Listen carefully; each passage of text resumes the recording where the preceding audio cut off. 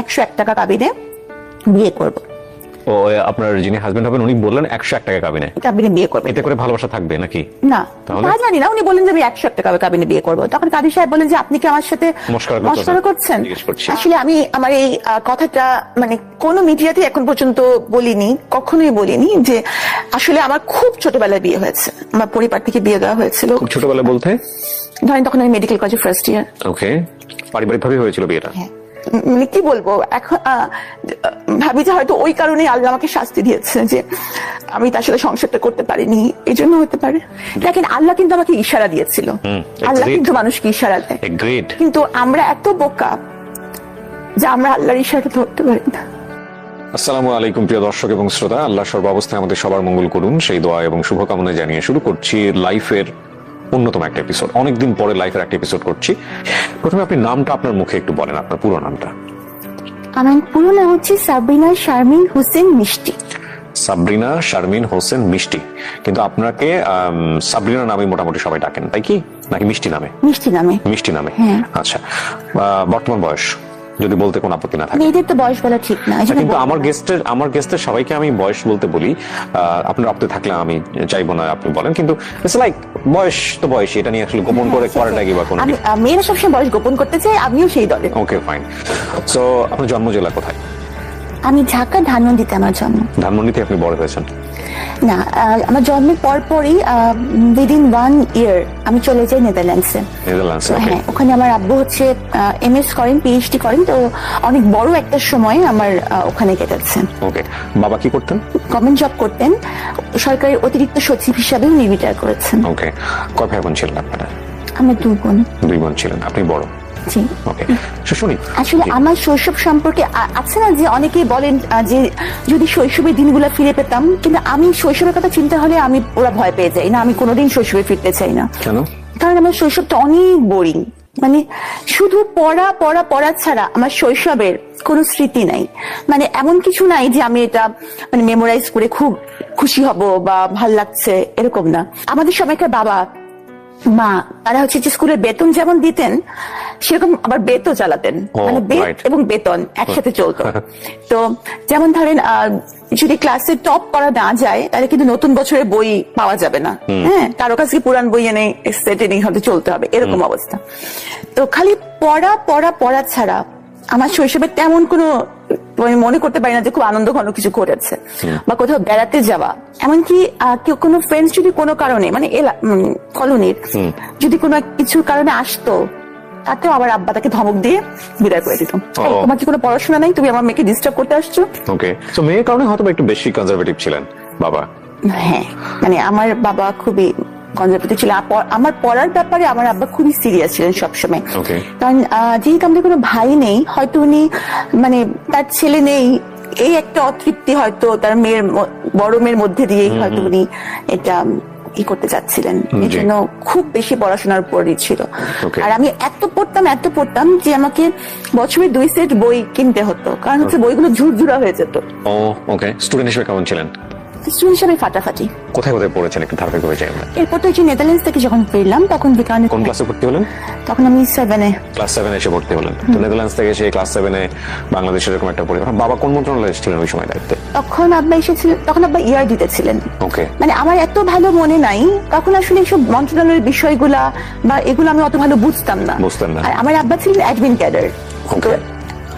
আমি অত বেশি আব্বার। মা কি ছিলেন? হাউসওয়াইফ? আমার আম্মা তখন হাউসওয়াইফ ছিলেন। মানে প্রথমে উনি চাকরি করতেন, কিন্তু পরে আমি যখন মানে হলাম উনি আর চাকরিতে যাননি, যে মেয়েদেরকেই বড় করবেন। আমাদের 2 বোন বলেছি। এজ গ্যাপ 2 বোনের খুব বেশি না। খুব বেশি না।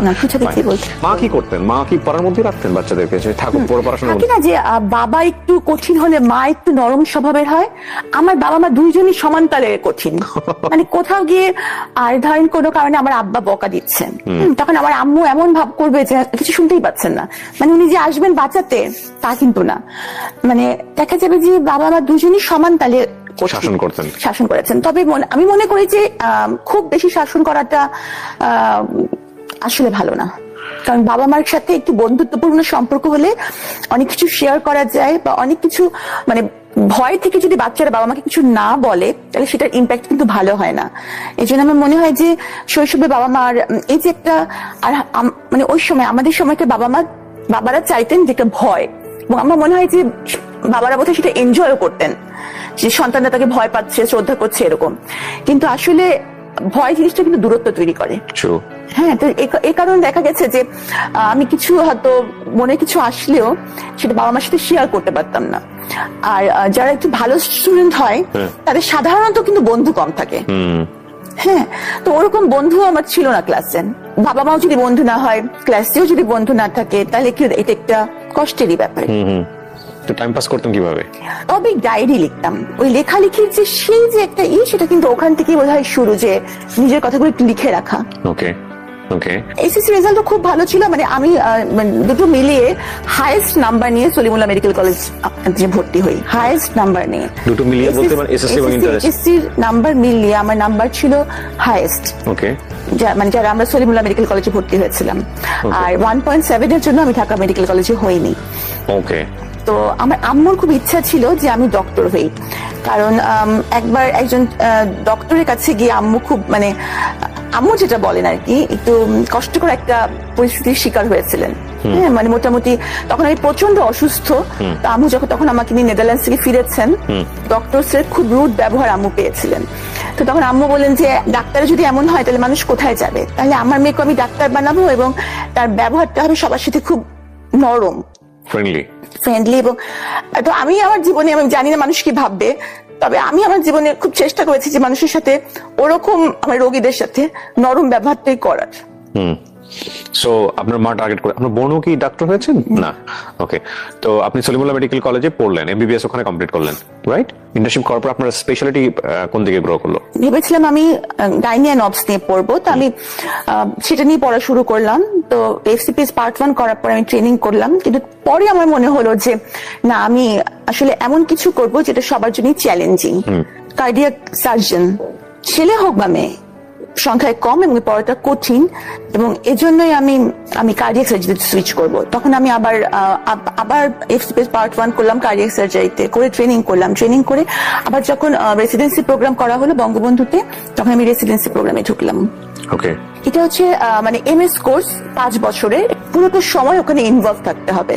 ওকে। এবং প্রতি 3 মাস অন্তর অন্তর বিভিন্ন ডিপার্টমেন্টে প্লেসমেন্ট হবে এবং বিভিন্ন ডিপার্টমেন্টে পরীক্ষা হবে। এভাবে করে করে আস্তে আস্তে মানে কমপ্লিট মনিটরিং সিস্টেমের মধ্যে থেকে পড়াশোনা করা। সো আপনি এই কমপ্লিট করার পরে প্র্যাকটিসে গেলেন কত সালের দিকে? প্র্যাকটিস মানে আমার তো ইন্ডিমিন টাইম কিন্তু সরকারি বিসিএস ক্যাডার। আমি কততম বিসিএস এ? আমার 27তম। প্রথমেই হয়ে গেছে আপনার? আমি এক চান্সে বিসিএস পাস করেছি। ওয়াও। ওয়াও কেন? না, আমি তো করতে পারিনি, এই জন্য ওয়াও বলছি আর কি। আপনি কি পরীক্ষা দিয়েছিলেন? হ্যাঁ, আমি বেশ কটা পরীক্ষা দিয়েছিলাম। একটাতে আমার ভাইভাতে গিয়ে আমার সঙ্গে খুব অনভিপ্রেত একটা ঘটনা ঘটে, যেটা আমি এই মুহূর্তে বলতে চাই না। বললে হয়তো আপনিও বলতে চান এমন কিছু আছে? হ্যাঁ, অনেক কিছু আছে, অনেক কিছু আছে। সবাই সবকিছু জানে না এবং সবকিছু বলাও যায় না, উচিত না। হ্যাঁ, ইভেন আমার সাথে বিসিএস ভাইভাতে যে ঘটনা ঘটেছে সেটা যদি আমি বলি আপনার এই ইন্টারভিউতে, সেটা তোলপাড় হয়ে যাবে পুরো ঘটনা। এবং আমি মানুষের নাম মনে রাখতে পারি না। যে ভদ্রলোক আমার ইন্টারভিউ নিয়েছিলাম, আমি ডেফিনেটলি শিওর সে হয়তো এখনো কর্ম অবস্থার মধ্যে আছে। আমি তার নামটা পর্যন্ত মনে রেখেছি জীবনে। আমার ধারণা কোনোদিন আল্লাহ তার সামনাসামনি আমাকে করাবেন, এবং দেন আমি তাকে একটা ধন্যবাদ দিব যে আপনি আমাকে সেদিন সিলেক্ট না করে ভালো কিছুই করেছিলেন। যাই হোক, সো ওটা একটা অন্য প্রসঙ্গ। আপনি অনেক মেরিটোরিয়াস। আমরা কি ইতে মানে লাইভে আছি? না, কেউ দেখছে না, এটা রেকর্ড হচ্ছে জাস্ট। আপনার প্রথম পোস্টিং কোথায় ছিল? দিনাজপুরে রামডুবির হাট। গিয়েছিলেন ওখানে? হ্যাঁ, ওখানে 1.5 বছর আমি ছিলাম। 1.5 বছর। It's okay. আপনার ওখানকার অভিজ্ঞতা কেমন ছিল? তখন অবস্থা এমন ছিল যে ওখানে থাকতে অনেক কষ্ট হয়েছে। আমি তখন ওই যে এফসিপিএস করলাম যখন, তখন ট্রেনিং পোস্টে আমার পোস্টিং হয়ে গেল ঢাকা মেডিকেল কলেজে, তখন চলে আসলাম। কিন্তু ওই সময়টুকু খুব কষ্ট হয়েছে। আরেকটা ব্যাপার কি, আমার আব্বা হচ্ছে যে এমন মানুষ যে আমার আব্বা কখনো কারোর কাছে কোনো সুপারিশ তার মেয়ের জন্য কখনো করবেন না। আমার আব্বা কিন্তু যখন আমি মেডিকেলে মানে ভর্তি পরীক্ষা দিই, তখনও আমার আব্বা সরকারি চাকরিতে আছেন, উচ্চপদস্থ কর্মকর্তা। আবার এমনকি যখন বিসিএস পরীক্ষা দিই, তখনও আব্বা সরকারি চাকরিতে। কিন্তু আমি কিন্তু আব্বাকে ভুলেও বলিনি যে আমার কবে মানে ভাইভা হবে, কারণ আব্বা কিছু বলবেনও না এবং মানে কোনো লাভও নাই, এবং আমি চাইও না। হ্যাঁ, মানে আমার আব্বার সাথে ওই যে বললাম একটা দূরত্ব ছিল, এই জন্য একটা ইগোর কনফ্লিক্ট কিন্তু সবসময় ছিল যে আমার কিছুর জন্য আমি আব্বার কাছ থেকে সাহায্য নিব না। তো আমার আব্বার কাছে আমি কিছু চাই না, বা তার কাছে আমি ছোট হব না। আমি মানে এই জিনিসটা তখন বুঝতে পারতাম না যে বাবা আমার কাছে মানুষ সবসময় ছোটই। Sabrina, if you want to cry, there is no problem, you can cry. হ্যাঁ, কান্না হাইড করতে হবে না, কান্না আমাদের জীবনের একটা অংশ। কাঁদতে পারাটা একটা বিশাল গুণ, সবাই কাঁদতে পারে না। হ্যাঁ, এবং যারা কাঁদতে পারে না তারা আমি মনে করি অনেক কষ্টের মধ্যে থাকে। আল্লাহ আমাদেরকে চোখের পানি দিয়েছে আমাদের কষ্ট নিবারণ করার জন্য। So if you want to cry, you can cry, no problem. আপনি FCPS করার জন্য আপনি ঢাকাতে হ্যাঁ, আসলেন। পার্টনার পরীক্ষাতে ট্রেনিং পোস্টে ঢাকা মেডিকেল কলেজে আমার পোস্টিং হলো। ওকে, সো ওখানে আসলেন এবং আসার পরে আপনি পড়াশোনা করছিলেন এবং ডেফিনেটলি তখন আপনার বিয়ে হয়নি, হয়েছে কি? আমি জানি না আপনার লাইফ সম্পর্কে, যে কোনো আমি জিজ্ঞেস করছি। আসলে আমি আমার এই কথাটা মানে কোনো মিডিয়াতে এখন পর্যন্ত বলিনি, কখনোই বলিনি যে আসলে আমার খুব ছোটবেলায় বিয়ে হয়েছে। আমার পরিবার থেকে বিয়ে দেওয়া হয়েছিল। খুব ছোটবেলা বলতে ধরেন তখন আমি মেডিকেল কলেজে ফার্স্ট ইয়ার। ওকে, পারিবারিক ভাবে হয়েছিল বিয়েটা? আমাদের ফ্যামিলির মেয়েরা সবাই খুব সুন্দরী এবং তারা কখনো কোনো চাকরি করে না বা চাকরি করতে তাদের প্রয়োজন হয় না। তো তারা সবাই স্বাভাবিকভাবে বড় লোকের ওয়াইফ। তো আমার কিন্তু পড়াশোনার প্রতি অসম্ভব ঝোঁক ছিল। তো মানে আমি ঠিক সংসার করা বা এই জিনিসটার মতো ম্যাচুরিটি বা কিছু আমার ছিল না। তো আমি দেখা যেত আমার বাবার পাশে থাকতাম এবং আমি খালি পড়তাম, মানে সংসার করা যাওয়া হতো না, আমি কখনোই যেতাম না। হ্যাঁ, তো এই কারণে দেখা গেছে যে আমার ওই সংসারটা টেকেনি। এইখানে একটা লম্বা গল্প। ওই সংসারটা কত বছরের ছিল আপনার প্রথম বিয়ের সংসারটা? যেভাবে থাকুক না কেন, মানে ডিভোর্স হওয়া পর্যন্ত কত বছর? 4-5 বছর। মানে আপনি বিসিএস জয়েন করেছেন না তারই আগে ডিভোর্স হয়ে? তার আগে ডিভোর্স হয়ে গেছে। আচ্ছা, এখানে একটা বিষয় আমরা একটু বলে রাখি। আপনারা যেহেতু সামাজিক যোগাযোগ মাধ্যমের কল্যাণে হোক বা করোনাকালীন সময় ওনাকে নিয়ে প্রচুর রিপোর্ট হয়েছে সে কারণেই হোক, তো সুতরাং ওনার ফেসটা অনেক নোন। আর আমাদের অনুষ্ঠানের ডিসক্লেমারে কিন্তু একটা কথা আমরা স্পষ্টভাবে সবসময় বলে দিই যে কোনো লাইফের গল্প এখানে যখন বলা হয় তখন দুটো বিষয় আমরা খেয়াল রাখি। এটা একটা একপাক্ষিক বক্তব্য, আর এটা কোনো ইনভেস্টিগেটিভ শো না। এবং আমরা সচেতনভাবে চেষ্টা করি যদি ওনার বক্তব্যের জায়গাটি থেকে এমন কোনো ব্যক্তি বা প্রতিষ্ঠানের নাম আসে যেটা ওনার বক্তব্যের প্রেক্ষাপটে হেয় বা অপমানজনক হতে পারে, তাহলে ওই ব্যক্তি এবং প্রতিষ্ঠানের নাম এবং আইডেন্টিটি সমস্ত কিছু আমরা হাইড করি। এটা হচ্ছে এক। 2 নম্বর পয়েন্টটা হচ্ছে যে ওনার যেহেতু বর্তমানে একটি মহামান্য আদালতে একটি মামলা চলমান অবস্থায় রয়েছে এবং সেহেতু এই পুরো কন্টেন্ট মানে সোশ্যাল মিডিয়াতে ওনার এই যে বক্তব্যটি যাচ্ছে লাইভ থেকে, studio of creative arts and থেকে, এই বক্তব্যের কোনো অংশই জাস্টিফাইড না। মানে আমাদের জায়গা থেকে জাস্টিফাইড না, আমরা কোনোভাবে ইনভেস্টিগেট করে এটা প্রচার করছি না। জাস্ট এটা ওনার জীবনের একটা ফিলোসফি, মতামত, সে অর্থে কে গুরুত্ব দেবেন কে গুরুত্ব দেবেন না তার ব্যাপার। তো সেই জায়গা থেকে আমরা কোনো অংশই কখনোই যাতে করে কোর্ট বা অন্যান্য জায়গাতে যাতে এটা কোনো এভিডেন্স হিসেবে ব্যবহার না করা হয় সেই ব্যাপারে আমরা স্পষ্টভাবে এই অনুষ্ঠানের শুরুতেই দিক নির্দেশনা দিয়ে রাখছি। তো এক পর্যায়ে কি আপনি সিদ্ধান্ত নিলেন নাকি ফ্যামিলিগত ভাবে? ফ্যামিলিগত ভাবেও না, আমিও না, কারণ ওরকম চিন্তা ভাবনা আমার ছিল না। আমার হাজবেন্ডই দিয়েছে এবং উনি অসম্ভব ভালো মানুষই ছিলেন। আচ্ছা, কিন্তু উনি তো বিয়ে করেছেন সংসার করার জন্য, তাই না? সুতরাং উনি তো আর এটা মানে উনি কতদিন এরকম করবেন, মানে সংসার করার মতো ম্যাচুরিটি আসলে তখন আমার ছিল না। আমরা দুজন বসতেন, বিষয়গুলো নিয়ে আলোচনা হতো যে উনি আসলে কি চান, বা বিয়ের আগে আপনারা কোনো কথোপকথন করেছেন কিনা? একদমই কোনো কথোপকথন হয়নি।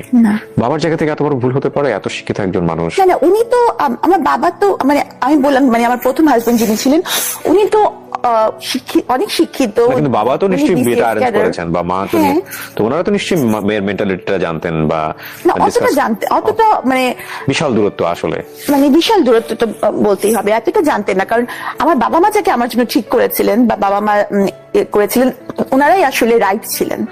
ওকে, কিন্তু আপনি এই সময়টাতে মানতেন না? আমি এটা বুঝিনি, কারণ আমরা আসলে বেশিরভাগ সময় ছেলেমেয়েরা বুঝি না যে বাবা মা আমাদেরকে বুঝিয়ে কাজটা করেন। যেমন উনি বিসিএস ক্যাডার ছিলেন। উনি বিসিএস ক্যাডার ছিলেন? উনি বিসিএস ক্যাডার ছিলেন। উনি কি মেডিকেলে ছিলেন? না, উনি বুয়েট থেকে পাশ করা। ওয়াও। হ্যাঁ, এবং ওনার বাবা আমার বাবার সার্ভিসের মানে কলিগ। আচ্ছা। হ্যাঁ, তো সুতরাং খারাপ কোনোভাবেই না, ফ্যামিলিগত ভাবে খুবই ভালো, খুবই ভালো, উনিও খুবই ভালো। কিন্তু কথা হচ্ছে কি, দুটা মানুষ ভালো থাকলেও কিন্তু তাদের মধ্যে বিচ্ছেদ হতে পারে। কিন্তু আমার মানে মাথায় যে বিচ্ছেদ হবে, সংসারের বুদ্ধি ছিল না, বিচ্ছেদ হবে এই বুদ্ধিও ছিল না। বিচ্ছেদ হলে এটার ইম্প্যাক্ট কি হতে পারে এই ম্যাচুরিটিটাও ছিল না। তো হয়তো মানে আমি মানে কি বলবো, এখন ভাবি যে হয়তো ওই কারণেই আল্লাহ আমাকে শাস্তি দিয়েছে যে আমি তার সাথে সংসারটা করতে পারিনি, এই জন্য হতে পারে। ডিভোর্সটা আপনি একসেপ্ট করলেন আপনি, এবং করার পরেও আপনার পড়াশোনা ভালোই চলছিল, আপনি বিশেষ করে আপনিও জয়েন করেন। মানে আমার মাথায় খালি যে আমার ক্যারিয়ার, আসলে আমি বুঝতে পারিনি যে ক্যারিয়ারটি মানুষের জীবনের সব না। আপনার কিছু কিছু কথা আজকে এত মূল্যবান আমাদের সবার জন্য। ওকে, ডিভোর্সের পরের গল্পটা, আপনার সেকেন্ড মানুষটা যে আপনার জীবনে আসলো, সে কিভাবে আসলো আসলে? উনি ইভেন্ট ম্যানেজমেন্ট করতেন। আচ্ছা। তো ইউজুয়ালি উনি সরকারি এবং বেসরকারি বিভিন্ন ইভেন্ট গুলো অ্যারেঞ্জ করতেন। জি। তো আমাদের কার্ডিয়াক সার্জারি একটা ইন্টারন্যাশনাল কনফারেন্স হয়েছিল রেডিসনে, কার্ডিয়াক সার্জনদের। তখন আমি স্টুডেন্ট বঙ্গবন্ধুর। তো আমি ওই কনফারেন্সে একটা পেপার প্রেজেন্ট করি। তো তখন ওনার সাথে ওই ইভেন্টটা ওনারা অর্গানাইজ করেছিলেন। তো তখন ওনার সাথে আমার ওই ইভেন্টে পরিচয় হয়। হ্যাঁ। তারপর তখন আমার বাবা মা কেউই দেশে থাকতেন না, এবং আমি আপনাকে বলেছি মোটামুটি একটু বন্ধুহীন, মানে খুব বেশি বন্ধু। ছোট বোনটা কোথায় তখন? আমেরিকাতে। ছোট বোন তখন আমেরিকাতে, বাবা মা আমেরিকাতে। হ্যাঁ, আমার পরিবারে কেউ বাংলাদেশে থাকেন না। তো আপনি চলে গেলেন না কেন? মানে আমি যে খুব অড টাইপের একটা কোশ্চেন, দ্যাটস ইওর ফ্রিডম, আপনার ব্যক্তি স্বাধীনতা। তারপর চলে যেতে পারতাম। আপনি জান না কেন? প্রথমে তো আমি মেডিকেল কলেজে ভর্তি হয়েছি, তো এই পড়াটা আমার কাছে ছিল যে আমি এখানে পড়ছি, আমি যাব না। এরপর পরবর্তীতে যখন আমি বিসিএস ক্যাডার হলাম, তখন তো ওখানকার সিটিজেনশিপের জন্য অ্যাপ্লাই করার কোনো প্রশ্নই ওঠে না, কারণ এখানকার সরকারি কর্মচারী তো ওখানকার সিটিজেনশিপ অ্যাপ্লাই করতে পারেন না। আপনি চাইলে এগুলো ছেড়ে দিয়ে চলে যেতে পারতেন। হ্যাঁ, অফকোর্স চলে যেতে পারতাম, কিন্তু আপনি সেটা করেন নাই। না। কেন করেননি? আমি অসম্ভব, মানে আমার ক্যারিয়ারটাই আমার মাথায়, যদিও ওখানে গিয়েও করতে পারতাম। আপনার ফ্যামিলি কি চাইতো ওই সময়টাতে? আমার ফ্যামিলি চাইতো আমি চলে যাই। আমার কাছে কেন জানি মনে হচ্ছে আপনার ফ্যামিলির সাথে আপনার একটা বড় ধরনের বার্গেনিং হয়েছে এই বিষয়গুলো নিয়ে, এবং সেটাও খুব সহজ বার্গেনিং ছিল না, কারণ দুটো মাত্র মেয়ে, বড় মেয়ে তাকে বাংলাদেশে রেখে যাচ্ছে এবং অলরেডি সে ডিভোর্স। আমার বাবা কিন্তু বেশি সময় আমেরিকা থাকতেন না, কারণ ওনার ইবাদতের অসুবিধা হতো। কারণ হচ্ছে যে মসজিদ যেতে হতো আমার আব্বুকে, তো সে তো অনেক দূর, তো কে তাকে নিয়ে যাবে ড্রাইভ করে? ওখানে রোজা রাখা, ওই সময়গুলো কিন্তু একটু বড় সময় আমার আব্বা দেশে থাকতেন। আচ্ছা। কিন্তু যখন আমার এই হাজবেন্ডের সাথে পরিচয় হয়েছিল, ওই সময়টা আমার আব্বা দেশে ছিলেন না। পরিচয় থেকে পরিণয়ের দিকে গেল কিভাবে? উনি যেহেতু ইভেন্ট ম্যানেজমেন্টে ছিলেন, ইভেন্ট ম্যানেজমেন্ট কিন্তু মানুষকে মোটিভেট করার ক্ষমতা রাখে, মানে কথা দিয়ে মুগ্ধ করাটা তাদের একটা কাজেরই অংশ। জি। নিশ্চয়ই আমি মুগ্ধই হয়েছিলাম, যেহেতু তখন আমি ডিভোর্সও ছিলাম, সেও তাই ছিল। তো তখন আমারও তাকে পছন্দ হয়েছিল। জি। প্রস্তাবটা কে দেয় ফার্স্ট? আমি। আপনি তাকে দিয়েছিলেন প্রস্তাবটা? ওকে। ওই ভদ্রলোক এখন জেলে আছেন, আমি যদি ভুল না করে থাকি, নাকি? না, আমি শুনেছি, মানে আমি তো শিওর না, অবশ্যই এটা বলতে পারছি না। মানে আমার সাথে তার কোনো যোগাযোগই নেই, উনি আমার জন্য মরে গেছেন, কোনো যোগাযোগ আমি রাখিনি। আমি নট শিওর। আপনার যে ভদ্রলোকের কথা বলা হচ্ছে সে তো আপনার সঙ্গে জেলে যায় বা এরকম, রাইট? আমার আগে যায়, আমার মানে নিয়ার অ্যাবাউট 1 মান্থ আগে সে জেলে যায়। আমি শুনেছি উনি বের হয়েছেন। এটা কোনো কিছু ম্যাটার করে না, কারণ সে আমার জন্য মরে গেছে। সে জেলে থাকুক, সে বাইরে থাকুক, সে কোথায় থাকুক, সে আমার কাছে দুনিয়ার বাইরে। ফাইন। আপনি তাকে প্রস্তাব দিলেন বিয়ে করার জন্য বা প্রেমের সম্পর্কে যাওয়ার জন্য। এটা কোন সময়ের ঘটনা? এটা 2015 সালের দিকে আপনি তাকে প্রস্তাব দিলেন। তার জায়গা থেকে বিষয়টা কি ছিল, রেসপন্স কি ছিল?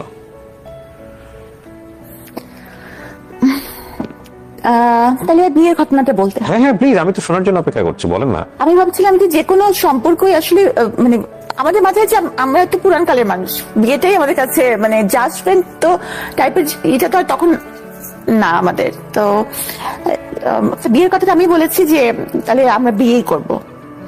পরিচয় মাত্র 3 মাসের কিন্তু।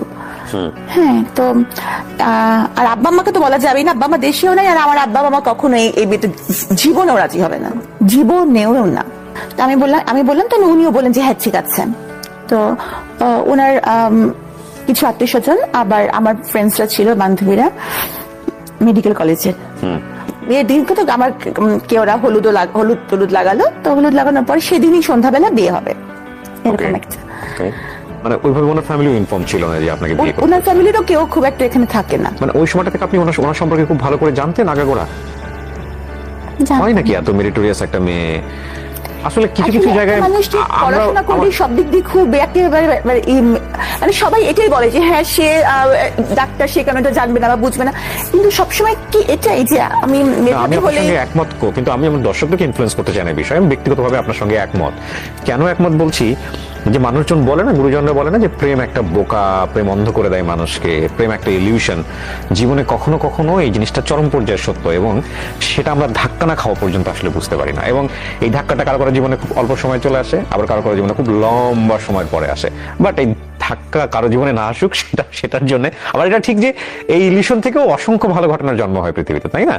তবে এটা ঠিক যে ওই লাভ এক ধরনের মোহ, এবং এই মোহতে অনেক বড় বড় জিনিস মানুষ ওভারলুক করে যায়, অনেক বড় বড় জিনিস, ব্যাপারে কোনো সন্দেহ নেই। আপনি ওনার সম্পর্কে তেমন কিছু জানতেন না, আর উনি তো মোটামুটি জানতো বোধহয় আপনার সম্পর্কে, যে আপনার ফ্যামিলিরা কারা কারা আমার আছে। সম্পর্কে সব জানতো, আমার সম্পর্কে এখনো তো আমি অনেকের সম্পর্কে জানি না, কিন্তু সবাই তো আমার সম্পর্কে জানে। সো না, ডেফিনেটলি আপনার সেই সময় তো সেরকম অবস্থা ছিল না, আর এখনকার জানার অবস্থা তো অন্য কারণ। মানে অনেকে জানার আগ্রহ থাকে, তো আমার মনে হয়নি যে আমার কিছু জানার দরকার, বা কার মাধ্যমে জানবো, কাকে জিজ্ঞেস করবো তার সম্পর্কে, মানে এরকম। আর সে তো আর কোনো মানে এখানকার কোনো স্টুডেন্ট ছিল না যে তার কলেজে গিয়ে আমি জিজ্ঞেস করবো, বা এটা আমার মাথায় আসে না যে কিছু আমার জিজ্ঞেস করা লাগবে। আচ্ছা, হ্যাঁ, এটা আমার মাথায় আসে নাই, সত্যি কথা যেটা। সো তারপর কি হলো? তো তখন ওই যে সেদিন সন্ধ্যায় আমার বিয়ে, তারপর উনি আসলেন, আমার ফ্রেন্ডসরা ছিল, এসে উনি বললেন যে আমি তো বিয়ে করব না।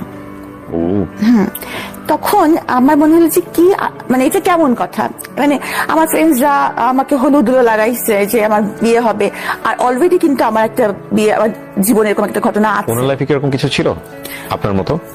হ্যাঁ, আমি পরে জানতে পেরেছি। তখন পর্যন্ত আপনি কি জানতেন এটা বলেন আমার? তখন পর্যন্ত জানতাম যে উনি বিবাহিত, ডিভোর্সড। ও, তখন পর্যন্ত আপনি জানতেন যে আপনার মতো উনিও বিবাহিত, ডিভোর্স, এবং ওনার কোনো বাচ্চা কাচ্চা নাই? না, বাচ্চার কথা জানতাম, বাচ্চা আছে এটা জানতাম। ওকে, ফাইন। কিন্তু তখন আমার কাছে এটা মনে হলো যে এটা একটা, মানে আমিও তখন এমন ছিলাম যে আমার কাছে মনে হলো যে ইগোর ব্যাপার, কি আমাকে বিয়ে করবে না, মানে আমাকে কেউ বিয়ে করবে না, এটা কেমন কথা, কিসের কমতি আছে আমার, যে কারণে আমাকে বিয়ে করবে না? হ্যাঁ, মানে আমার এরকম মনে হলো। আসলে অনেক মানুষ, অনেক বিশেষ করে সিচুয়েশন, মানুষ অনেক বোকা হয়ে যায়। আমি তো তখন মানে করবে না, বিয়ে করবে কি মানে হতে পারে, কারণ ওনার ব্যাখ্যা হচ্ছে যে বিয়ে করলে ভালোবাসা কমে যায়, বিয়ে করলে ভালোবাসার মরণ হয়। এজন্য আমি যেহেতু সাবিনা বলতো না, মিস্ত্রি বলতো। মিস্ত্রি? হ্যাঁ, মিস্ত্রি। মিষ্টি না বলে মিস্ত্রি বলতো? হ্যাঁ, বলতো যে মিস্ত্রির মতো মিষ্টি, এ কারণে মিস্ত্রির মতন অনেক সাদা, এজন্য। আচ্ছা, ঠিক আছে। তো বলতো যে আমি মিস্ত্রিকে অনেক ভালোবাসি, তো এই জন্য ভালোবাসলে, মানে বিয়ে করলে ভালোবাসার মরণ হয়, এই জন্য বিয়ে করবো না। তো এটা অদ্ভুত কথা শুনতে সবাই খুব আর আমি তো তখন চরম পরিমাণে কান্নাকাটি, যে আমার তো এখন মান সম্মান চলে যাচ্ছে ফ্রেন্ডসদের সামনে। মানে তখন আমার সবকিছু বাদ দিয়ে এটাই মনে হলো। গেল, যাই হোক, তারপরে তাকে অনেক ভাবে রাজি করানো হলো। আমার যে ক্যামেরাম্যান ছিল, ফটো তোলার জন্য এসেছিল, সেই ক্যামেরাম্যান ক্যামেরা ফেলে ভেউ করে কাঁদছে। ওহো, কান্নার কথা আপনার, সেই ক্যামেরাম্যান কাঁদতেছে, আমি বুঝলাম। সবাই কাঁদতেছে। ওকে, ফাইন। মানে আমার ক্যামেরাম্যান কাঁদতেছে, ছবি তুলতে পারতেছে না বোধহয়, পেমেন্ট পাবে নাই আমার এই জন্য বিয়ের। ওকে, তারপর? হ্যাঁ, তো মানে শুনতে আপনার কাছে মনে হচ্ছে খুব মজা না, কিন্তু তখন আমার কাছে মনে হচ্ছিল যে আমার মনে হচ্ছিল আমি খুবই, মানে আপনি যদি আজকের কথা চিন্তা করেন, সেই সময়টা যদি আপনি এগ্রি করে নিতেন, তাহলে কি হতো? আমি বলি ঘটনাটা, আমি তখন অপমানের শেষ আছে, এটা কি, আমি অনেক কাঁদতেছি, সবাই কাঁদছে, আমার ফ্রেন্ডসরা তো মরা কান্না জুড়ে দিচ্ছে। হ্যাঁ, শেষ পর্যন্ত সবাই বুঝাই টুঝাই, তারও আত্মীয় স্বজন যার যে কয়জন ছিল বুঝে রাজি করালো, ঠিক আছে, তো এখানে এরকম হলুদ হয়ে গেছে, এরপর তুমি না করছো তো ঠিক না। আচ্ছা, তখন সে রাজি হলো। পরে কাজী সাহেবকে আনা হলো। হ্যাঁ, মোটামুটি বলাই ছিল কাজী সাহেবকে, কাজী সাহেব এই অবস্থা থেকে চলে গেছিলেন, তখন ওনাকে আনা হলো। উনি তখন আমার মানে উনি বললেন যে আমি 101 টাকা কাবিনে বিয়ে করবো। ও, আপনার যিনি হাজবেন্ড হবেন উনি বললেন 101 টাকা কাবিনে বিয়ে করবে, এতে করে ভালোবাসা থাকবে নাকি? না, তা জানি না, উনি বললেন যে আমি 101 টাকা কাবিনে বিয়ে করবো। তখন কাজী সাহেব বলেন যে আপনি কি আমার সাথে মশকরা করছেন? আর মানে দেনমোহরটা কিন্তু মেয়ের স্টেটাস, মেয়ে শিক্ষাগত যোগ্যতা, মেয়ের ফ্যামিলি, এখন যেহেতু আমি ল পড়ি, এখন আমি জানি যে এগুলো দেখে নির্ধারণ করা হয়। হ্যাঁ, ইচ্ছে মতো কিন্তু এটা করা যায় না, দেনমোহরটা অথবা মেয়ের নিকটাত্মীয় কত কাবিন হয়েছে সেটা দেখে। তো কাজী সাহেব তো খুব রাগ, তো কাজী সাহেব চলে গেলেন। কাজী সাহেবেরও তো লস। হ্যাঁ, কাজী সাহেবের কি লস আছে? কেন আমি যত জানি যে দেনমোহরের উপর একটা ওই 1000 টাকা দেওয়ার কিছু একটা ব্যবস্থা। দেনমোহরটা কিন্তু মজার বিষয় না, আসলে দেনমোহরটা মেয়েদের অধিকার। হ্যাঁ, অফকোর্স এগ্রিড, কিন্তু বাংলাদেশের অনেক প্রেক্ষাপটে এটা খুব মজার বিষয়, এবং এটা নিয়ে যথেষ্ট রকমের এক ধরনের ব্ল্যাকমেইলও হয়, এই ব্যাপারে কোনো সন্দেহ নেই। দেনমোহর নারীর অধিকার, এবং এটা আদায় করতে হবে, রাইট, এবং ইসলাম এটাকে পূর্ণ সমর্থন দিয়েছে, এবং সেই দেনমোহরই হওয়া উচিত যেটা ছেলের পক্ষ থেকে পরিশোধ করা সম্ভব। ছেলের পক্ষ থেকে পরিশোধ, এবং ছেলের বেশিরভাগ সময় আমরা অনেক সময় দেখি যে দেনমোহরটা এমন নির্ধারণ করা হয় যেটা করে একদম গলের কাটা হয়ে যায়, মানে ডিভোর্স দিয়ে দিলে যাতে বের হতে না পারে, এমন যাই হোক, ওটা অন্য প্রসঙ্গ। তো আপনাকে দিল 101 টাকা, আপনি প্রশ্ন করলেন। হ্যাঁ, না, আমি যে সে যে রাজি হয়েছে এটি তো আমি খুশি। তো যাই হোক, তো কাজী তো চলে গেলেন, আবার নতুন করে দেন দরবার শুরু হলো। হ্যাঁ, পরে কাজী সাহেবকে আবার রিকোয়েস্ট করে ফিরায় আনা হলো। দেখেন, আল্লাহ কিন্তু আমাকে ইশারা দিয়েছিল, আল্লাহ কিন্তু মানুষকে ইশারা দেয়, কিন্তু আমরা এত বোকা যে আমরা আল্লাহর ইশারা ধরতে পারি না। এটা কি 101 টাকাই হয়েছে? না, 1,01,000 টাকা হচ্ছে। 1,01,000 টাকা দেনমোহর, 101 টাকা দেনমোহর ধরা যায় না। না, 101 টাকা দেনমোহর এটা কখনোই সম্ভব না। আমার সামাজিক অবস্থান, ওনার ইনকাম, এই সবকিছু মিলাই কিন্তু দেনমোহর একটা মজার বিষয় না কিন্তু। এটা আমি আরো ভালো করে জানলাম যখন আমি ল পড়ছি। তো যাই হোক, এই ঘটনার পরে আমার খুব অপমান বোধ হলো যে এরকম কাউকে বিয়ের রাতে এরকম একটা খুব বাজে ঘটনা। হ্যাঁ, তখন আমি রাগ করে বললাম যে ঠিক আছে তাহলে। এরপর আমি চলে গেলাম আমার বাসায়। তো এই ঘটনার আরো 3 মাস পরে আমি তার সাথে সংসার শুরু করি। কারণ 3 মাস কোনো যোগাযোগ ছিল না ওনার সঙ্গে আপনার? প্রথম দিকে আমি যোগাযোগই রাখিনি, কারণ আমার খুব অপমানিত বোধ হচ্ছিল যে এই ঘটনাটার পরিপ্রেক্ষিতে। 5 মাস পর আমি জানতে পারি যে ওনার কিছু আছে, যে কারণে উনি থেকেছিলেন। কিভাবে জানলেন আপনি? কার কাছ থেকে জানলেন বিষয়টা? মানে যখন ওনার কিছু আচরণ দেখলাম, বিভিন্ন আচরণ দেখলাম, তখন ওনার পরিবারের সাথে যোগাযোগ, কথাবার্তা, তখন ইতিমধ্যে ওনার পরিবারের সাথে, ওনার মার সাথে, সবার সাথে যোগাযোগ আছে, তখন তাদের কাছে জানতে পারলাম। উনি কিন্তু আমাকে প্রচন্ড ভালোবাসতেন, এই বিষয়ে কিন্তু কোনো সন্দেহ নেই, মানে খুবই ভালোবাসতেন। কিন্তু আবার উনি আবার ডেসপারেটও ছিলেন খুব বেশি, যেমন গায়ে হাত তুলতে বিন্দুমাত্র ওনার দ্বিধা ছিল না। তো বিয়ের 5 মাস পরে এটা আমি জানতে পারলাম। তো তখন কিন্তু আমি চাইলে চলে যেতে পারতাম, তখন কেউই জানে না বিয়ের ঘটনাটা আমাদের। কিন্তু আমি তখন তাকে দেখেছি রোগী হিসাবে, যে আমি যদি চলে যাই তখন সেটাকে আরো বেশি রোগী সে হয়ে যাবে। মানে বাবা মাও কাছেও একটা মান সম্মানের ব্যাপার। বাবা মা জেনেছে ততদিনে যে আপনি বিয়ে করেছেন? হ্যাঁ, ততদিনে বাবা জেনেছে। কি বলেছে? বাবা মা তো প্রথম 1 বছর আমার সাথে কথা বলেনি। হ্যাঁ, তখন যদি আমি আমার বাবা মাকে বলি যে আমি খুব কষ্টে আছি বা সে আমার গায়ে হাত তোলে, তখন বাবা মা কি করবে? তখন তো বাবা মা বলবে আগেই মানা করছিলাম। আমার মাথায় তখন লাগলো যে না, বাবা মার কাছে ছোট হওয়া যাবে না। আমি আসলে বুঝি নেই যে বাবা মার কাছে মানুষ সবসময় ছোটই থাকে। তো যাই হোক, কিন্তু এটা সত্য যে সে আমাকে ভালোবাসতো, টেম্পার লুজ করতো। হ্যাঁ, অল্পতেই। বিষয়টা একপাক্ষিক কিনা, নাকি আপনিও রেগে যে আপনিও অনেক সময় করতেন? না, আমি করতাম। প্রথম এক সহ্য করে মেয়েরা, তারপরে দেখা গেল যে সে হয়তো বা সেও তখন একই ভূমিকায় চলে যায়, এরকম হয়েছিল কিনা? না, আমার চিন্তা ভাবনাটা অন্যরকম ছিল। কি ছিল আপনার চিন্তা ভাবনা? মানে যেটা বলছেন এটা পাবলিকলি বলছেন, কিন্তু উনি চাইলে ডিফেন্ড করতে পারবেন ভবিষ্যতে, সেই জায়গা থেকে বলছেন। হ্যাঁ, উনি তো চাইলে ডিফেন্ড করতেই পারবেন, কারণ আমি তো যা সত্য তাই বলছি এখানে। তো মানে ওনার আত্মীয় স্বজনরাও নিশ্চয়ই দেখবেন, ওনারা সবাই দেখবেন। হ্যাঁ, যে ভালোবাসাটাও ওনার আত্মীয় স্বজনরা দেখেছেন, গায়ে হাত তুলতো সেটাও ওনার আত্মীয় স্বজনরা দেখেছেন। ওনার আত্মীয় স্বজনরা মানা করতেন যে মিষ্টির গায়ে কেন হাত তুলিস, বলতো ওনাকে। ওনার আত্মীয় স্বজনরা সবাই বলতো। আর একটা ব্যাপার কি, মানে সবাই ভাবে যে একটা মানুষ যখন, একটা মেয়ে যখন মানে ফিনান্সিয়ালি ইন্ডিপেন্ডেন্ট হয়, তখন হয়তো তার মানে কোনো পারিবারিক দায়বদ্ধতা থাকে না, হয়তো তার স্বামীর কথা শুনতেই হবে এমন কোনো বিষয় থাকে না। কিন্তু কথাটা কিন্তু একদম ঠিক না। বরং যারা ফিনান্সিয়ালি ইন্ডিপেন্ডেন্ট হয় বা যাদের একটা সার্কেল থাকে, তারা কিন্তু অনেক কিছু পরিবারের জিনিস গোপন করে, পাছে তাদের বদনাম হয় বা পাছে লোককে কিছু বলে, এজন্য। আমি তখন আমার মধ্যে একটা ছিল যে ওই সময় আমার আগের ফেসবুকে বেশিরভাগ ছবি আমি আমার হাজবেন্ডের সাথে খুব হাসি খুশি ছবি দিতাম, যে অ্যাটলিস্ট সবাই দেখুক আমি ভালো আছি। কারণ কাউকে খারাপ আমি আছি তো দেখায় তো কোনো লাভ নাই। আর আমি বারবারই বলতেছি যে উনি কিন্তু আমাকে ভালোবাসতেন, কিন্তু না, ভালোবাসাটা ছিল একটু অন্যরকম। হ্যাঁ, যেমন গাড়ির মধ্যেও কিন্তু যখন উনি ড্রাইভ করতেন, উনি কিন্তু আমার হাত ধরে বসে থাকতেন, যে কিছু হলেই যে মানে, বা আমি যদি কোনো ফোন আসলে হাত সরিয়ে নিতাম, উনি বলতেন মিস্ত্রি তুমি হাত সরিয়ে নিলা কেন, তুমি কেন হাত সরিয়ে নিলা, মানে কেন তুমি আমার চেয়ে বেশি ফোনটাকে প্রায়োরিটি দিচ্ছ, এই মোমেন্টটাকে কেন প্রায়োরিটি দিচ্ছ না? দ্যাট এটা কিন্তু কোশ্চেনেবল, এটা আসলেই কোশ্চেনেবল। মানে ফোনটা ওই সময় কেটেই দেওয়া উচিত ডেফিনেটলি, কারণ ইটস আ বিউটিফুল মোমেন্ট। যাই হোক, আমি জাজমেন্ট করছি না, মানে বিউটিফুল মোমেন্ট বলি আমি, মানে as a doctor I have to attend my phone calls, কারণ আমার রোগীরা ফোন করে, তখন তুমি ফোন না ধরে থাকতে পারবো না। আমার হসপিটাল থেকে ফোন আসে, ফোনে ওনার সমস্যা নাই, মানে হাতটা ছেড়ে দিয়ে ফোনটা ধরে আবার হাতটা ধরলাম না কেন? ও, এটা উচিত ছিল আপনার হাতটা ধরা। হ্যাঁ, এই তো মানে এই ব্যাপারগুলো সে মানে নোটিস করতো, মানে কতটুকু সে আমাকে ভালোবাসে। এখানে আসলে জানি না বলাটা ভাবে ঠিক হবে কিনা, মানে এক্সপেক্ট করতো অনেক কিছু, মানে ও আপনাকে অনেক লাভ করতো, এটা আপনি যেমন বুঝতে পারতেন, সেটা ইন রিটার্নও সে অনেক কিছু এক্সপেক্ট করতো, বাট আপনার লাভ এক্সপ্রেশন তো আপনার মতো, হয়তো সেও বুঝতে পারতো না এই বিষয়গুলো। যাক, আমরা আসলে জাজমেন্টে না নিই, কিন্তু আমি যেটা বলতে চাচ্ছি যে বিয়ের পরে আপনি এমন কিছু কি জানলেন যেটা আপনি বিয়ের আগে জানতেন না? এই যে আমার বিষয়টা, এছাড়া থাকা বিষয়টা তো খারাপ না, ও থেকে ভালো হয়ে আসছে। না, ভালো হয়ে এসেছিল, কিন্তু মানে এরপর যে এই যে জিনিসগুলো আমার সেটা ছিল।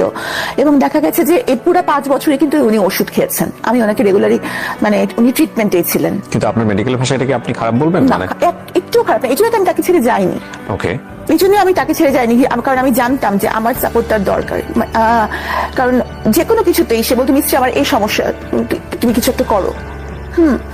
তো উনি মানে যে কোনো কিছুতে মিস্ত্রি ছাড়া সে কিছু করতো না, বুঝতো না। হ্যাঁ মানে বুঝতো না।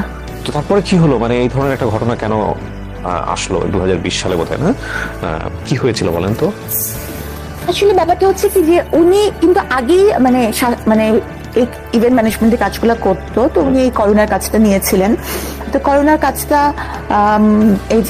ওনার কিন্তু কোনো হসপিটাল ছিল না। অনেকেরই ভুল ধারণা একটা আছে যে ওনার বোধহয় কোনো হসপিটাল ছিল।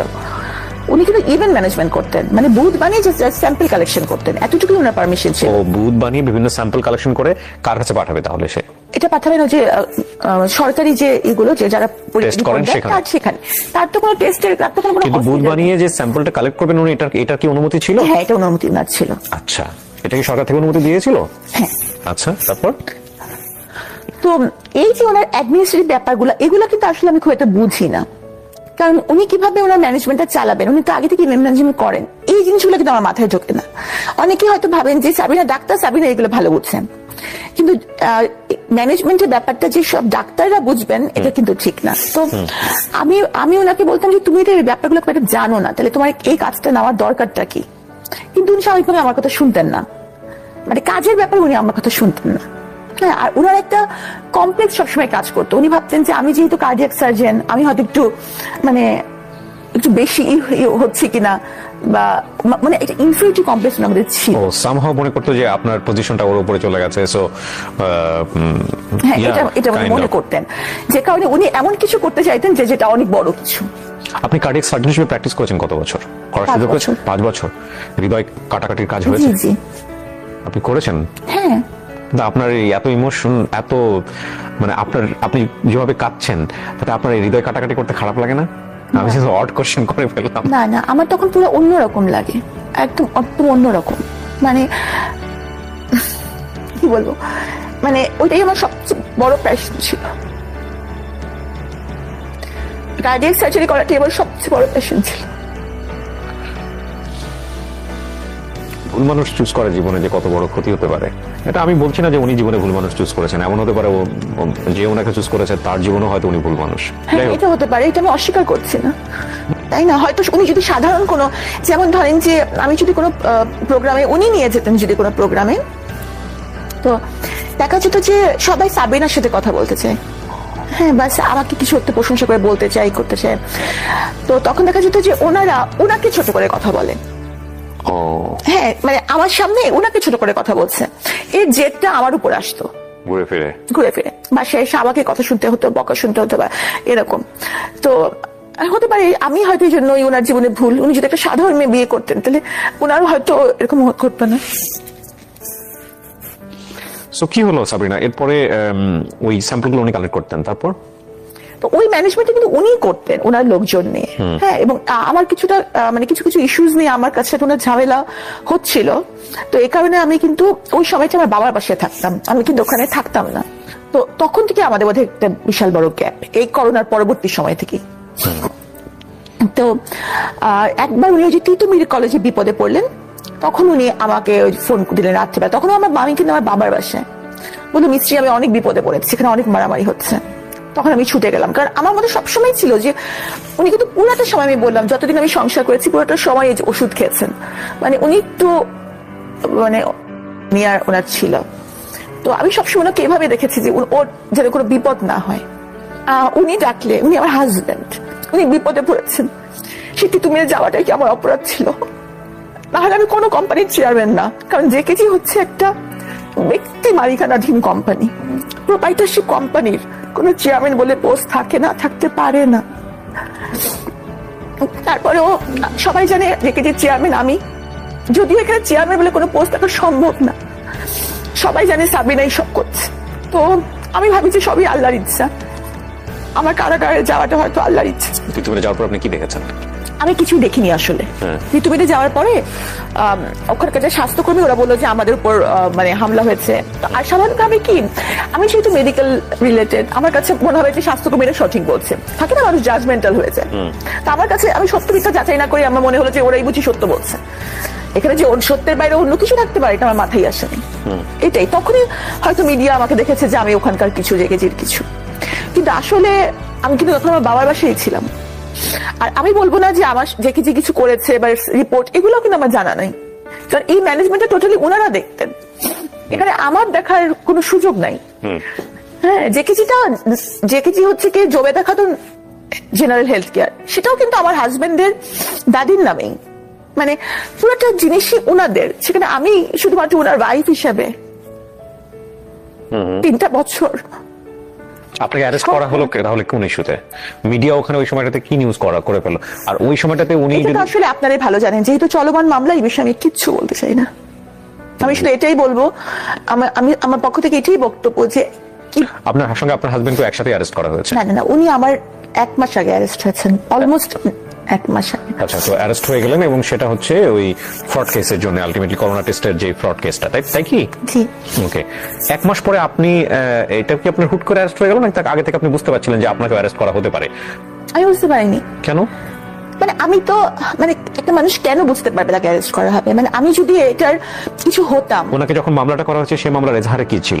আমার নাম ছিল না। ছিল না, তাহলে ওনার বক্তব্যের প্রেক্ষাপটে আপনাকে অ্যারেস্ট করা হয়েছে? সেটাও আমি জানি না। তো আপনাকে অ্যারেস্ট করা হলো, আপনি জানবেন আপনার কেন আপনাকে অ্যারেস্ট করা হলো? বললাম তো চলমান মামলা, আমি এখন কিছুই বলবো না, সময় এটার উত্তর দিবে। তবে আমি কিছুই জানতাম না, তো প্রমাণ হচ্ছে আমি রেগুলার হাসপাতালে ডিউটি করছিলাম।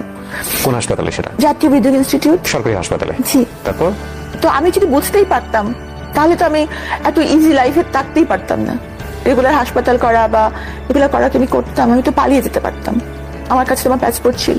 কিন্তু এখানে আরেকটা প্রশ্ন, না ডেফিনেটলি আরেকটা আপনি যেমন আপনার জায়গাটা বলতে পারেন, আমাদের জায়গা থেকে কোয়ারি আসছে, আপনি আনসার করলে না করলেও সমস্যা নেই, এটা আপনার ফ্রিডম আছে এই অনুষ্ঠানে। সরকার যখন এরকম একজন গভর্নমেন্ট এমপ্লয়িকে অ্যারেস্ট করছে এবং একই সাথে সে একজন বিসিএস ক্যাডার, তখন সরকারের জায়গা থেকেও তো এটার একটা চরম পর্যায়ে যাচাই বাছাই করেই তারপর অ্যারেস্ট করা হয়েছে। সুতরাং এই বিষয়টাও তো আমরা চাইলেও মানে শুধু ইমোশনের জায়গাটা থেকে বিচার করতে পারি না। ডেফিনেটলি দেয়ার কোনো না কোনো রিজন ছিল। আপনি তো বোধহয় এখন সাসপেন্ড অবস্থায় আছেন, তাই কি? আমি সাময়িক বরখাস্ত অবস্থায় আছেন। সো আপনি বলতে চাচ্ছেন যে আপনার হাজবেন্ডেরই কর্মের জন্য বেসিক্যালি আপনাকে এই জায়গাটায় আসতে হয়েছে? আমি বলতে চাচ্ছি না যে উনি এই কাজটা করেছেন। আপনি সেটাও বলছেন না? আমি সেটাও বলছি না, কারণ আমি এটা জানি না। আচ্ছা, কি হয়েছে আপনি জানেনই না? আমি জানি না আসলে। তাহলে আপনি বলতে চাচ্ছেন যে মিডিয়াতে যে সব ঘটনা ঘটেছে বা যেগুলো নিয়ে আসা হয়েছে সেগুলো কি মিথ্যা? আমি তো এটাই বলবো যে যেহেতু মামলাটি চলমান, এই জন্য আমি এই প্রসঙ্গে কিছু বলবো না। আর আমি যদি এখানে আপনার শোতে বসে কাঁদতে কাঁদতে মরেও যাই আমি নির্দোষ এটা বলে, যারা ভাববে যে সাবিনা দোষী তারা ভাববেই সাবিনা দোষী। যেমন ধরেন আমি কিন্তু এখন সাজা খেতে বের হয়েছি 3টা বছর কিন্তু কম কথা না। হ্যাঁ, একটা মানুষের জন্য 3টা দিনও জেলে থাকা কষ্টকর। এখনো কিন্তু আমি সাজা খাটার পরেও সাবিনার দিকে অভিযোগের আঙ্গুল রয়ে গেছে। না, নট লাইক দিস। আপনি 3 বছর কেটেছেন, আপনি সারাটা জীবন বাংলাদেশের সামাজিক প্রেক্ষাপটে কোনোদিন কি আপনি এই মানুষের যে কুদৃষ্টি সেখান থেকে বেরোতে পারবেন? কখনোই পারবেন না। আপনি যদি নির্দোষ হন, আপনি কোনোদিন এটা থেকে বেরোতে পারবেন না। এটা অপূরণীয় ক্ষতি। আমি বলছি না আপনি দোষী না নির্দোষ, এটা আমাদের সামাজিক জায়গা থেকে এটা একটা বড় ধরনের বিষয়। পুলিশ ধরা মানেই মনে করে নেয় মানুষ, এটা আপনি জেল কেটেছেন, পুলিশ ধরা মানেই মানুষ মনে করে নেয় যে সে খারাপ লোক। সো ওই জায়গাটা না আমরা পরে যাচ্ছি, কিন্তু আপনাকে তলব করা হয়েছিল, সো আপনি অ্যাটেন্ড করেছেন, তারপর আপনাকে বলা হয়েছে জেলে চলে যাওয়ার জন্য। এর আগ পর্যন্ত, এই ঘটনার আগ পর্যন্ত আপনার নামে কোনো ধরনের কোনো ক্রিমিনাল কেস বা কোথাও কোনো কিছু কি আছে সরকারের খাতায়? কোথাও কিছু নাই। ওগুলো তো আপনার বিশেষ জবই হওয়ার কথা না, নাই, এটাই ফার্স্ট। আপনি জেল জীবন নিয়ে একটা বই লিখেছেন, সেটা নিয়ে এবারে বইমেলায় তুমুল আলোচনা হচ্ছে, অনেকেই কিনেছেন, অনেকে রিভিউ করছেন। বন্দিনীটা কিন্তু আমার লেখার উদ্দেশ্য কিন্তু আমার জেল জীবন না, অন্তত এই খণ্ডটা, এটা প্রথম খণ্ড, আমি বন্দিনীর 2য় খণ্ডের কাজে হাত দিয়েছি। হ্যাঁ, এটা অন্তত অ্যাটলিস্ট আমার ঘটনা না, এটা হচ্ছে। কি সুন্দর কথা লিখেছেন উনি বইয়ে। আমি তো দেখি না এই জিনিসটা, আপনি আমাকে বইটা দিয়েছেন, কি সুন্দর একটা অটোগ্রাফ দিয়েছেন। আল্লাহ আপনার দোয়া কবুল করুক। দেখেন সাবরিনা লিখেছেন, কি সুন্দর করে। আপনারা পড়ে নিয়েন, হ্যাঁ, খুব সুন্দর করে। আমি একটু পড়ে শোনা, জানি উল্টো ভাবে দেখা যাবে কিনা ক্যামেরায়। প্রচন্ড খ্যাতিমান এই মানুষটিকে আল্লাহ আরো খ্যাতি এসে করে নিয়ে যায়। আলহামদুলিল্লাহ, আল্লাহ আপনার দোয়া কবুল করুক। জি, আপনি যেটা বলছিলেন যে জেলে যাওয়ার গল্পটা। হ্যাঁ, তো এগুলো হচ্ছে এক একটা মেয়ের জীবন কাহিনী, বা একটা মানুষ কখন দেখা যাচ্ছে যে বিভিন্ন রিলেশনে ইনভলভ হয়ে, মানে এইসব। আমি একটা অনুষ্ঠান করতাম, যাহা বলিব সত্য বলিব, হ্যাঁ, এবিসি রেডিওতে। এরপর আমি সিক্রেট নামে করেছি ঢাকা এফএম এ, একই কন্টেন্ট কিন্তু ডিফারেন্ট নামে। সেখানে আমি এরকম অসংখ্য কেস পেয়েছি, অসংখ্য কেস আমি এখানে এভাবে রিভিলও করেছি রেডিওতে, যেটা হচ্ছে যে একজন মানুষ কিভাবে অপরাধী হয়, কি অপরাধ করে এবং এটার পরিণতি কি হয়। তো আপনি যেটা বলছেন সেটা তো ডেফিনেটলি আপনি একবারে গ্যাং যেটা বলে জেলখানায় গিয়ে বসে আপনি জিনিসটা ফেস করতে পেরেছেন। এবং আমি এই প্রেক্ষাপটগুলোর কারণে অ্যাটলিস্ট মানুষ বুঝবে যে এটা করলে অপরাধ হয়, এটা করলে জেলে যেতে হয়। বইটা পড়েন আপনারা, হ্যাঁ, বইটা পড়লে হয়তো আপনাদের একটা নলেজ তৈরি হবে। কিন্তু আপনার অভিজ্ঞতা কি ছিল? যে এই জীবনটা সম্পর্কে তো আপনি জানতেনই না, আপনি একটা সোভার ফ্যামিলি থেকে এসেছেন, আপনি একটা চমৎকার পরিবেশ, নিজের মনস্তাত্ত্বিক জায়গা থেকে এগুলো মেনে নেওয়া তো ভয়ঙ্কর রকমের একটা যুদ্ধ, এক। আর দুই নম্বর হচ্ছে আপনি ওখানে যাওয়ার পরে আপনি কি পেলেন, কেমন অ্যাকোমোডেশন পেলেন, মানে কি হলো, এগুলো একটু আমাদেরকে বলেন। আমি যখন প্রথমে ওখানে গেলাম, আমি তো যেহেতু বিসিএস ক্যাডার ছিলাম, সেগুলো কারা বিধান অনুযায়ী আমি ডিভিশনে ছিলাম। ডিভিশন মানে হচ্ছে এটা হচ্ছে ব্রিটিশ আমল থেকে নির্ধারণ করা একটা আলাদা রুম থাকবে আপনার জন্য, এটা আলাদা রুম থাকবে, সাথে বারান্দা থাকবে, আর হচ্ছে যে একটা সেবক থাকবে। আর খাবার দাবার ব্যাপারটা হচ্ছে যে নর্মাল একজন মানে বন্দি যে পরিমাণ খাবারটা পাবে, সেম মেনুটাই, সেম মেনু, কিন্তু গ্রামস এর কিছু ডিফারেন্স থাকবে। ডিভিশন প্রাপ্ত আসামি পাবে। কিসের? ধরেন আজকে আপনার বরাদ্দ হচ্ছে যে মিষ্টি কুমড়া, একজন নর্মাল বন্দি, আমি সেই মিষ্টি কুমড়াই বরাদ্দ পাবো, কিন্তু আমারটা আমার কুক রান্না করবে। ওকে ওকে, কিন্তু মেনু কিন্তু সেম। গল্প সল্প করার জন্য কোনো মানুষ দেওয়া হবে? উনি গল্প করবে। উনি কি থাকে আপনার সঙ্গে নাকি চলে যেত? না, থাকতো, ওই রুমেই থাকতো, এক রুমে থাকে। উনিও কি জেল জীবন কাটাচ্ছে নাকি? হ্যাঁ, উনি আরেকজন বন্দি। ও, সো জেলের মধ্যে শুধু থাকা না, সার্ভিসও দিতে হয় ওখানে? অবশ্যই, সশ্রম কয়টা, সশ্রম কারাদণ্ড। ওকে, আমিও তো সার্ভিস দিয়েছি, আমি বাগানের মালিক ছিলাম না, রুমের পাহারাও তো ছিলাম। আচ্ছা আচ্ছা, সশ্রম কারাদণ্ড হয়েছিল আমার। যাদের সশ্রম কারাদণ্ড হয় প্রত্যেকের কাজ করতে হবে, এটা বাধ্যতামূলক।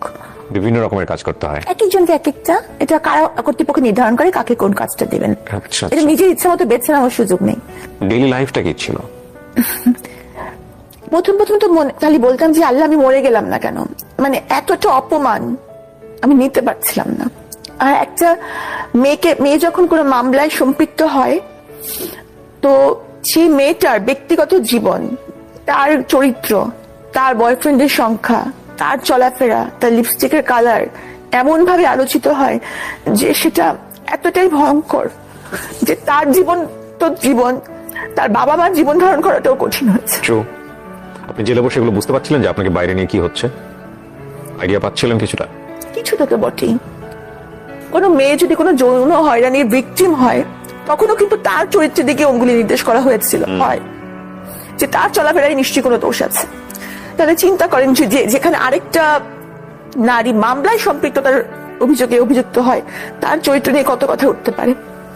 আর সে যদি একটু আধুনিক হয়, সে যদি একটু গাঢ় কালারের লিপস্টিক দেয়, তাহলে তো বুঝিয়ে নেন কি হবে তার সাথে।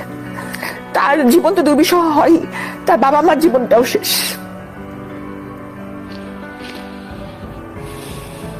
সবারই বলার অধিকার আছে। আমি জানি এই অনুষ্ঠানটা না দেখে অনেকেই হয়তো বা শুধু ওনাকে দেখিয়ে সেই নিচে মন্তব্য করছেন, অনেক বাজে বাজে কমেন্টস করছেন, অনেকে হয়তো এই ধরনের মন্তব্য করছেন যে কেন আমি ওনাকে নিয়ে এখানে বসলাম, কেন আমি ওনার সঙ্গে সামনে বসে কথা বলছি।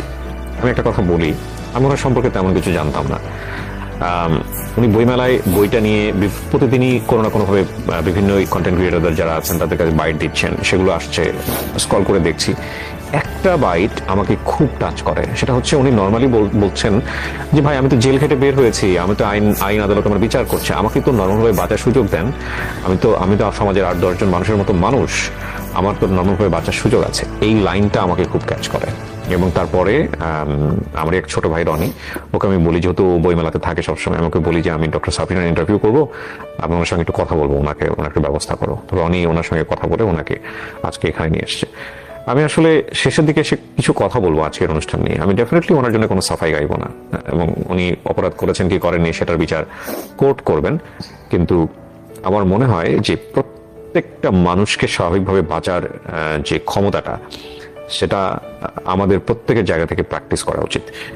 একটা হচ্ছে যে আমি নিজে স্বাভাবিকভাবে বাঁচতে চাই, আর আরেকজন মানুষ তাকেও স্বাভাবিকভাবে বাঁচার যে ব্যাপারটা, সেখানে আমার কোনো দৃষ্টিভঙ্গি, আমার কোনো কথা, আমার কোনো কটু কথা যেন কোনোভাবেই আঘাতপ্রাপ্ত না করে। আমি বললেই যে চেঞ্জ হবে বিষয়টা এরকম না, বাট সেই জায়গাটায় অনেক কিছু আমার করার আছে আমার কাছে, কেন জানি মনে হয়। আমার বলতে আমি আপনাদের সবাইকে বলছি। জি, তো এরপর কি হলো সাবিনা? আপনি আসলে কারাগারে তো বিভিন্ন লেভেল থেকে মানুষ আসে। ওরাও আবার জাজমেন্টাল হয় কিনা? ও হ্যাঁ, ওরা তো কিছুটা প্রথম দিকে তো যথেষ্টই ছিল যে, আর এমনিতে হচ্ছে কারাগারে যেসব মানুষ আসে, মানে দেখা যায় যে বেশিরভাগই মাদক মামলা নিয়ে আসেন, এবং তাদের সাথে তো আমাদের কিছু ডিফারেন্স আছেই। হ্যাঁ, তো তারা তো কটাক্ষ করতো, উপহাস করতো। আপনার লেভেলের ওখানে কেউ কাউকে পান নাই? যে হ্যাঁ, আছে আছে আছে। কেউ কেউ অপরাধ করে এসেছে, স্বীকার করেছে যেটা করেছি। যেমন যে তার মানে যে নিজের চোখে প্রত্যক্ষ করেছে যে তার ছেলের সাথে এরকম ঘটছে, তারপর কি সে মেরে ফেলেছে? তাকে মেরে ফেলেছে, সে নিজে স্বীকার করেছে এটা। মানে তার ছেলেকে করা হচ্ছিল, তারপরে সে খুন করেছে তাকে। মহিলা? মহিলা, হ্যাঁ মহিলা তো বটেই। ডেফিনেটলি আমি শুনতে মহিলা ইয়েতেই ছিলেন। সে বলেছে যে হ্যাঁ আমি তো করেছি, আমি যে কোনো সাজার জন্য প্রস্তুত, আমি করেছি। তার মামলাটা চলমান আছে, তার এখনো রায় হয়নি, কিন্তু সে জেলে আছে। তো সে নিজেই আমাকে ঘটনাটা বলেছে। সে খুব কম বলে, এবং তার বাচ্চার সাথে যে এই ঘটনাটা ঘটেছে সে কিন্তু এটা কাউকে বলেনি। কে করেছে এই কাজটা? সে গাজার মামলার ব্যবসার সাথে জড়িয়ে গিয়েছিল, সেটাও কিন্তু ফর সার্ভাইভাল। কারণ তার স্বামীর সাথে তার ডিভোর্স হয়ে গেছে। তো যার সাথে সে ব্যবসা করতো, তার পার্টনার, সেই পার্টনারই কাজটা করেছে। হ্যাঁ, এবং সে জানতো না পার্টনারটা হচ্ছে খুবই জেন্টল একজন মানুষ ছিল। তো যখন সেটা দেখলো, মানে সে নিতে পারছিল না, এবং যখন এবং সে কিন্তু কাউকে বলে না এই ঘটনাটা, কারণ তার বাচ্চার ভবিষ্যৎ যদি নষ্ট হয়। জেলে ঢুকে বসে আছে। হ্যাঁ, সে কাউকে বলে নাই যে আমার বাচ্চার সাথে এরকম ঘটনা ঘটেছে। তার কথা কি সামনে আনা উচিত না? Definitely every coin has to side. আমার খুব ইন্টারেস্টিং লাগছে আপনার। আমি জানি না, প্রতিটা গল্প আমি নিজের বলে বলছি, কিন্তু আপনি আপনার গল্পটাই তো বলতে পারলেন না এখন পর্যন্ত কাউকে। বলবো, সময় আসুক। সব সময় সব কথা কি বলা যায়? আপনিও কি বলতে পেরেছেন? না, পারিনি। আর আমি আজানের পরে, হ্যাঁ শিওর, আজান পরে আমরা একটু পজ দিই।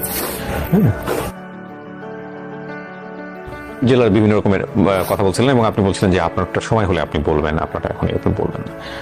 জামিন নেওয়ার জন্য আপনার ফ্যামিলি থেকে কোনো চেষ্টা করা হয়েছে? এই যে 3 বছর আপনি ভিতরে ছিলেন, জেলের ভিতরে ছিলেন, আপনার বাবা বা ফ্যামিলি মেম্বার কেউ কি এসেছে আপনার সঙ্গে দেখা করতে, পাশে দাঁড়িয়েছে? আমি তো আগেই বলেছি যে আমার ফ্যামিলির কেউই বাংলাদেশে থাকে না, আর যারা বাংলাদেশে থাকে না তারা কিন্তু এই বিষয়গুলো খুব একটা ভালো বোঝে না। আর আমার বাবা যদিও অতিরিক্ত সচিব ছিলেন, উনিও কিন্তু ব্যাপারগুলো ভালো মতো হ্যান্ডেল করতে পারছিলেন না। ভালো উকিল বা চেষ্টা করছিলেন, ওনার জায়গা থেকে অনাগ্রহ ছিল না? ওনার জায়গা থেকে অনাগ্রহ ছিল না, প্রচন্ড আগ্রহী ছিল। মানে উনি বেশিরভাগ সময় জায়নামাজেই বসে থাকতেন। হ্যাঁ, কিন্তু কিভাবে করতে হবে বা কোন ওয়েতে যেতে হবে, আর মানে উনি একটা বয়স্ক মানুষ, ওনার বয়স হচ্ছে 79 এরকম। তাহলে উনি কোথায় যাবেন, কি করবেন, কার কাছে যাবেন? আমার তো কোনো ভাই নাই, তো মামলাটা ভালো মতন হ্যান্ডেলও আসলে করা হয়নি। যে প্রকাশনী থেকে প্রকাশ পেয়েছে, ওনারা যোগাযোগ করেছিলেন আপনার সঙ্গে যে আমরা বই বের করতে চাই? আর আমার এডিটর যিনি, আহমদ পাবলিশিং হাউস, জি, আমার যিনি এডিটর, উনিও মারাত্মক ভালো একজন এডিটর। কতগুলো বিক্রি হয়েছে এখন পর্যন্ত? আজকে আমি রেকর্ড করছি, এই ডেটটা বলছি, 15 ফেব্রুয়ারি পর্যন্ত। আমি খুব দ্রুত এই ভিডিওটা পাবলিশ করবো। হ্যাঁ, আচ্ছা, প্রথম 6 দিনের মধ্যে বইটা এসেছিল 4 তারিখে, 4, 5, 6, 7, 8, 9 তারিখের মধ্যে বইয়ের 1000 প্রথম মুদ্রণের 1000 কপি শেষ হয়ে গেছে। ওকে, হ্যাঁ, তো উনি আমার প্রকাশক কিনে উনি এটার জন্য প্রস্তুত ছিলেন না, আসলে সত্যি কথা, আমি নতুন প্রস্তুত ছিলেন না। তো শেষ হয়ে যাওয়ার পর উনি মুদ্রণে গিয়েছেন, যখন মানে মাত্র 25টা কপি বাকি ছিল, তখন উনি আবার সেকেন্ড মুদ্রণে গেছেন। এই জন্য মাঝখানে 3 দিনের না, 2.5 দিনের গ্যাপ, 2.5 দিন, হ্যাঁ, 2.5 দিনের গ্যাপ ছিল। তো পরে হচ্ছে যে আবার বইয়ের মুদ্রণ চলে এসেছে, দ্বিতীয় মুদ্রণ। অনেকে মনে করতে পারেন যে এই বইটা প্রমোশন করার জন্য আমি ভিডিওটা করছি। নো, ডেফিনেটলি না। এই বইটা এমনিতেই বইমেলাতে হট কেক। হ্যাঁ, সো এটা প্রমোশন করার কিছু নাই। ডক্টর সাবরিনার বই কোথায় পাওয়া যায়, বইমেলাতে গিয়ে আপনারা বললেই দিয়ে দিবে। আর হ্যাঁ, ডেফিনেটলি আমি প্রমোশন করি, বাট আমি কোনো বইয়ের প্রমোশন এখন পর্যন্ত করিনি। আচ্ছা, সো সাবরিনা, আপনি 3 বছর পর যে জামিনটা পেলেন, এটা সরকার থেকে আপনাকে জামিন দেওয়া হলো, এবং বের হওয়ার পরে আপনি জীবনটাকে কিভাবে দেখলেন? 3 বছর পর যখন এখন তো নিয়মিত হাজিরা দিতে হয়, ডেফিনেটলি। বের হয়েছেন কত সালে? আপনি কবে বের হয়েছেন? আমার 8 মাস হয়েছে। 8 মাস হয়েছে। বের হওয়ার পরে আপনি কি পেলেন, কোথায় গেলেন? বের হওয়ার পর আমি আমার আব্বাকে বললাম, আব্বা তুমি কি আমাকে বাকি জীবনটা খাওয়াতে পারবা? তখন আব্বা বলে হ্যাঁ। পারবো, তাহলে আমি ধরে নিলাম যে আমি আর কিছু করব না। হ্যাঁ, আমি বেশিরভাগ সময় যা করব, চেম্বার করি বা আমি লেখালেখি করি বা আমি আইন পড়ছি, কোনোটাই টাকা উপার্জনের জন্য হবে না। কারণ আমার আব্বা বলছে আব্বা আমাকে মোটামুটি খাওয়াতে পারবে। আর গয়নাগাটি আমি কখনোই পড়ি না, তাহলে আমার জীবনে খুব বেশি চাহিদা আগেও ছিল না, এখনো নাই। আমি কারাগারের মহিলাদের কিছু কথা দিয়ে এসেছি যে তাদের জন্য আমি কিছু করব। কারণ কি, আমি নিজে টের পেয়েছি যে মামলাটা যদি সঠিকভাবে হ্যান্ডেল না করা হয় তাহলে কতটা ভুগতে হয়। অনেকেই আছেন যাদের মামলাটা যদি একটু প্রপার ওয়েতে হ্যান্ডেল করা যায় তাহলে কিন্তু মামলা থেকে এটা খুব ভালো রেজাল্ট আসা সম্ভব। এটা চিন্তা করে প্রথমে আমি LLB তে ভর্তি হয়েছি। আমি একদম বের হওয়ার পরপর সেশন ধরেছি এবং আমার কাছে মনে হয়েছে যে একজন আইনজীবী চাইলে তার মানে ক্লায়েন্টের জীবন, মান সম্মান, ভবিষ্যৎ সবই তো আল্লাহর হাতে, কিন্তু উনি চাইলে এটা করতে পারেন, সংরক্ষণ করতে পারেন। তো আমি নিজে LLB তে ভর্তি হয়েছি এবং আমার ইচ্ছা যে ওই বন্দীদের জন্য কিছু করা। কারণ ওরা, আমি বের হওয়ার সময় আমাকে বলছে যে আমাদের জন্য কিছু কইরো, আমাদের কেউ নাই। কারণ চিন্তা করেন, একটা মহিলা মানুষ 12টা বছর ধরে জেল খাচ্ছে, তার হাজবেন্ড বিয়ে করে চলে গেছে, তার বাবা মা মরে গেছে, তার ভাই তার ফোনে তার গলা শুনে ফোন রেখে দেয়, তার ছেলে মেয়ের সংসারে তার ঠাঁই নেই, সে কই যাবে? আমার তো তাও আল্লাহর কাছে শুকরিয়া বাবা মা আছে, ওরা কই যাবে? আর আমি যেভাবে পদে পদে হিউমিলিয়েশনের শিকার হচ্ছি, তাদের কি অবস্থা? তারা যে লেভেল থেকে এসেছে তাদের তো আরো বেশি কঠিন অবস্থা, তারা কি করবে? কিন্তু আমার যেটা মনে হয়, সাবিনা যেমন একটা বন্দীদের প্রতিনিধি, সাবিনা সাজা খেয়ে বের হয়েছে, সাবিনাকেও বাঁচতে দেন। অন্য বন্দীরা যদি সংশোধিত হয়ে বাঁচে তাহলে তাদেরকেও বাঁচতে দেন। I admit this line. অবশ্যই বাঁচতে দেওয়া উচিত, সম্মানের সাথে বাঁচতে দেওয়া উচিত। দেখুন, পৃথিবীতে আমরা কেউই ফেরেশতা হয়ে দুনিয়াতে আসেন, ইনক্লুডিং মি। আমি আমার কথা বলছি, যারা এই অনুষ্ঠানটা দেখছেন অনেকেই আপনারা জাজমেন্টাল হবেন, আমি জানি ডেফিনেটলি হবেন, কিন্তু জাজমেন্টাল হওয়ার আগে আঙ্গুলটা নিজের দিকে দেন। আপনি জানেন, আল্লাহ জানে যে আপনার জীবনে পাপ কত, আপনার জীবনে কত ভয়ঙ্কর ভয়ঙ্কর গুনাহ আছে, যেটা হয়তো আপনি শুধু জানেন এবং আপনার সৃষ্টিকর্তা জানেন। সুতরাং এত পাপ নিয়ে, এত ভুল নিয়ে আরেকজন মানুষের দিকে অন্তত পক্ষে আপনি সেই কাজটা বা সেই আঙ্গুলটা তুলেন না যেটা তাকে স্বাভাবিক জীবন দিবে না। একটা কথা আমি বলতে চাই, সেটা হচ্ছে যে যখন প্রথমেই মানুষ আমার সামনে নেতিবাচক বলে, তারা কিন্তু প্রথমে আমাকে চেনে না, ব্যক্তিগতভাবে চেনে না। তারা কেন আমাকে খারাপ ভাবে? যে একটা মহামারীর সময় এটা খুবই সেন্সিটিভ মামলার সাথে আমার সম্পৃক্ত ছিল, এই জন্যই এই প্রতারণার প্রতি তাদের সেই এইটা, তাই না? কারণ তারা তো ব্যক্তিগতভাবে আমাকে চেনে না, বা আমি এটা করতে পারবো কি পারবো না এটা কিন্তু আমার কলিগ বা ফ্রেন্ডসরা জানে যে সাবিনা এটা করতে পারে না, কিন্তু ওনারা কিন্তু জানে না। ওনারা মনে করে যে এই এত বড় একটা অপরাধের জন্য ওনারা আমাকে অপছন্দ করে, এবং তাদের এই অপরাধের প্রতি যে একটা ঘৃণা, এটা যদি সব ধরনের অপরাধ, যেমন ধর্ষণ, ব্যভিচার, তারপর হচ্ছে খুন, রাহাজানি, এই সবগুলোর প্রতি যাদের এই ঘৃণাটা থাকে, তাহলে আপনি চিন্তা করেন সমাজে কিন্তু অপরাধ অনেক কমে যাবে। কিন্তু কিন্তু কারো যদি ওই এটা থাকে যে না, সাবিনা দোষী হোক নির্দোষ, সাবিনাকে পছন্দ করি না, তারা কোনো লজিকই শুনবে না, তাহলে কিন্তু তারা কোনো লজিক শুনবে না। সাবিনা তখন, সাবিনার ব্যক্তি জীবন, সাবিনা কি কালার লিপস্টিক দিল, এইটা আমার বইয়ের ব্যাপারও তাই হয়েছে। পথে পথে বিভিন্ন ধরনের অপপ্রচার হচ্ছে, এমনকি আপনি অবাক হবেন, আপনি তো জানেন না, বা বইমেলা আপনি যান না। বইমেলা একদিনের জন্য একটা মেয়ে জেল খাটতে এসেছিল একদিনের সাথে। আপনার যে কোলে বোধহয় ওটা নিয়ে, হ্যাঁ আমি নিজে কনফিউজ হয়ে যাচ্ছিলাম যে একটা ছেলে এরকম করছে, আবার আপনাকে মনে হচ্ছিল যে আপনি যথেষ্ট মায়াবতী, যে কারণে হয়তো আপনাকে সান্ত্বনা দিচ্ছেন। কি হয়েছে ঘটনাটা বলো, তুমি বলেছো না বোধহয়? হ্যাঁ বলেছি। ওই মেয়েটা একটু মানে খেলোয়াড়, আচ্ছা আচ্ছা, খেলোয়াড় মেয়েটা, এবং খেলোয়াড় মেয়েরা ওদের ড্রেস আপটা একটু অন্যরকম হয়, এবং একটু ফিজিক্যাল এটা একটু অন্যরকম হয়ে যায়, ছেলেদের ড্রেস পরে বয় কাট চুল। ওকে, তো সে একদিনের সাজা নিয়ে একটু মারামারি মামলায় জেলখানে এসেছিল। আচ্ছা, তো স্বাভাবিকভাবে মানে একটা ড্রেস দিয়ে কিন্তু একটা মেয়েকে জাজ করা হয়, অন্তত বাংলাদেশে। তো সে আসার পরে সব অন্যান্য বন্দীরা তাকে একেবারে খুব করা শুরু করলো, মানে তার প্রতি একটা মানে বাজে একটা যে সেটা মেয়ের পোশাক। আচ্ছা আচ্ছা আচ্ছা।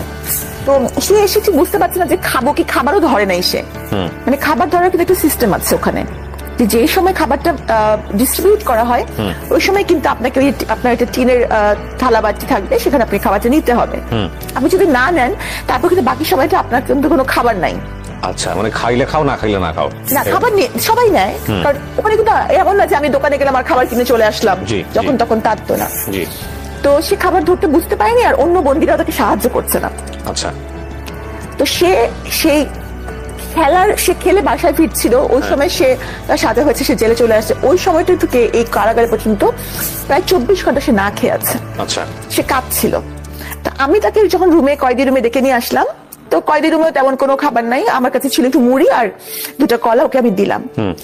আমি একটু পানিটা নিতে যাবো, এর মধ্যে দেখি সে খাবার গোগরা সে খেয়ে ফেলছে।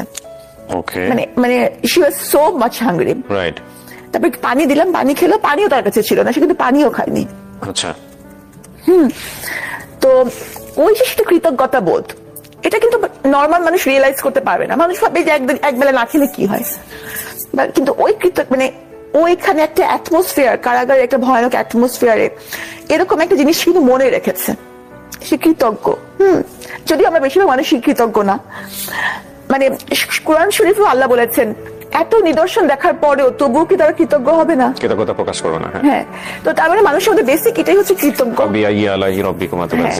হ্যাঁ, ওই যে ওই মেয়েটার মাথায় যে আমি তাকে হেল্প করেছিলাম, তো ও শুনেছে আমি বের হয়েছি, সে 8 মাস আমাকে খুঁজেছে, কিন্তু আমার ঠিকানা তো আর সে জানে না।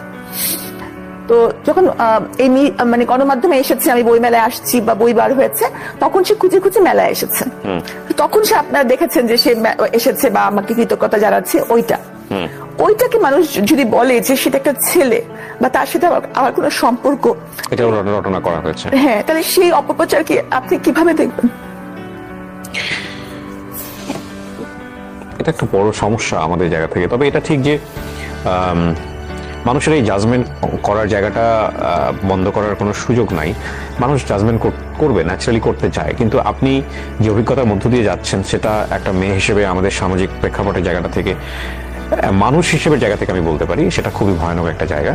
এবং এখানে আপনার লার্নিংটা কি, মানে আপনার ভুলের জায়গা থেকে আপনি যদি বলেন কোর্টকে আমি আলাদা করে রাখতে চাই, তো সেটা তো কোর্টই নির্ধারণ করবেন, কিন্তু আপনার ব্যক্তিগত শিক্ষাটা কি, কেন আপনার জীবনটা এরকম হলো, আপনি যদি বলেন। এটাই আমার ভাগ্যে ছিল, কারণ কারাগারে যদি আমি না যেতাম তাহলে কিন্তু আমি অনেক কিছু জানতে পারতাম না।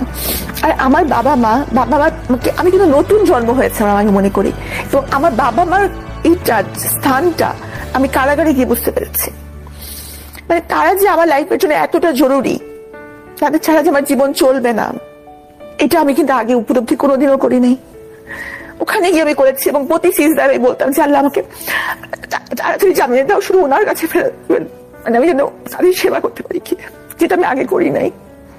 এটাই আমার ভুল হয়েছে, যে আমি আমার বাবা মাকে অতটা গুরুত্ব দেই নাই যেটা আমার দেওয়া উচিত ছিল।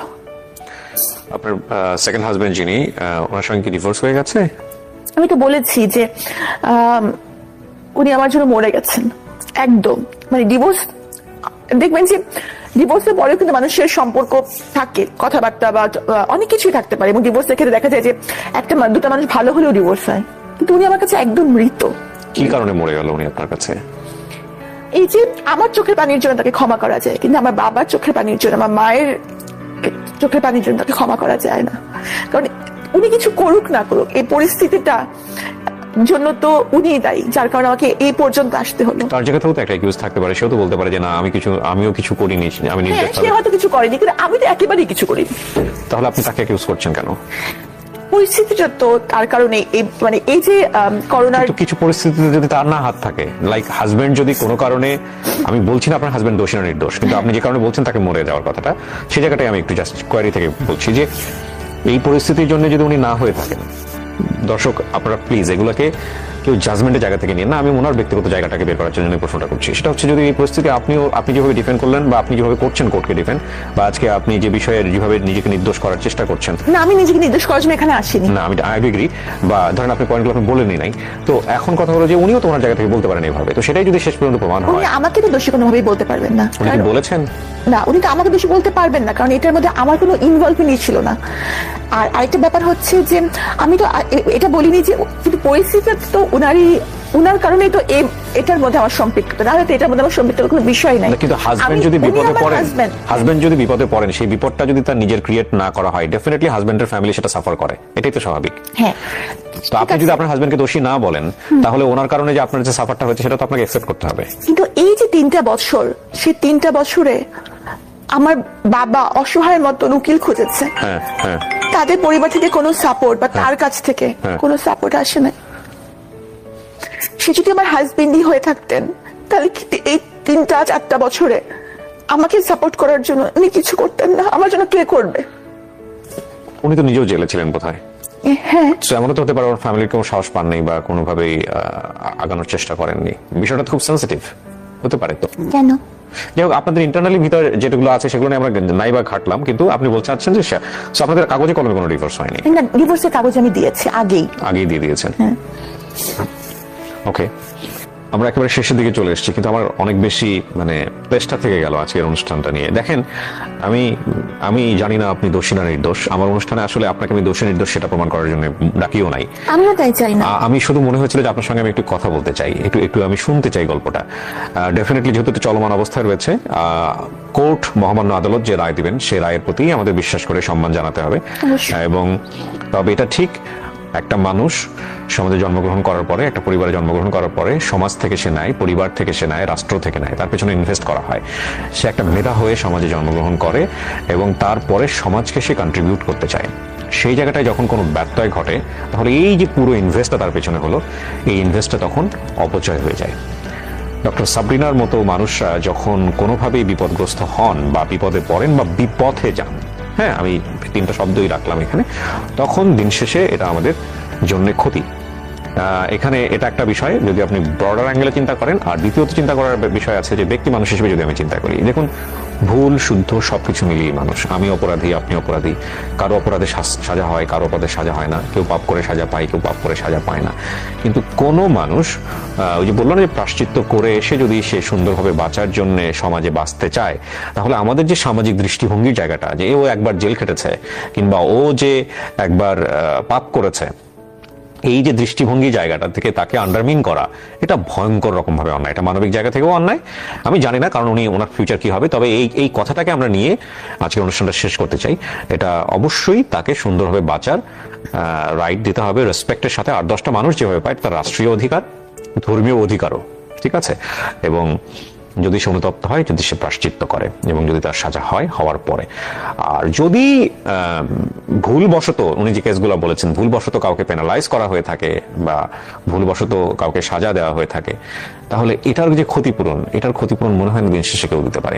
অসময় নামে একটা ছবি রিসেন্টলি দেখলাম, আপনারা হয়তো দেখেছেন, এটা অমির ছবি, এবং দিন শেষে এরকম পুরো ছবি শেষে এরকম একটা প্রশ্ন দিয়ে ছবিটা শেষ হয়। তো এগুলো আসলে আমাদের হয়তো একটা সময় অ্যাড্রেস করতে হবে, কারণ এটাও তো অপূরণীয় ক্ষতি একটা মানুষের জন্য। উনি কি পারবেন? যদি, আমি বলছি না ওনার বিচার কি হবে, বাট যদি শেষ পর্যন্ত ধরেন ওনার চাকরিতে উনি বহালি হলো, ওনার সবকিছু উনি রিটার্ন পেলো, উনি অপরাধ প্রমাণিত হলো, ওনার জীবন থেকে যে বছর চলে গেছে, ওনার জীবন থেকে যে মোটিভেশন গুলো চলে গেছে, ওনার জীবনের সবচেয়ে গোল্ডেন টাইম গুলো যে চলে গেছে, এগুলো কি কেউ ওনাকে রিটার্ন দিতে পারবে? বা যার ক্ষেত্রে হয় তাদেরকে কি আমরা রিটার্ন দিতে পারি না। সো এই অপূরণীয় ক্ষতির ভ্যালুটা কি? হ্যাঁ, হয়তো ওনাকে বেতন দেওয়া হবে, সেটা হয় সরকারি চাকরিজীবীদের ক্ষেত্রে, পুরা সমস্ত বেতন দেওয়া হবে, কিন্তু যে সম্মান, যে হানি, যে কষ্টটা, সম্মান হানিকর অবস্থায় যেটা ফেস করতে হয়, উনি যাদের কথা বলেছেন এই বইয়ের মধ্যে, তারা যদি এরকম ফেস করে থাকেন, সেটা তাদেরকে কে ফিরিয়ে দিবে? খুব কঠিন কিন্তু।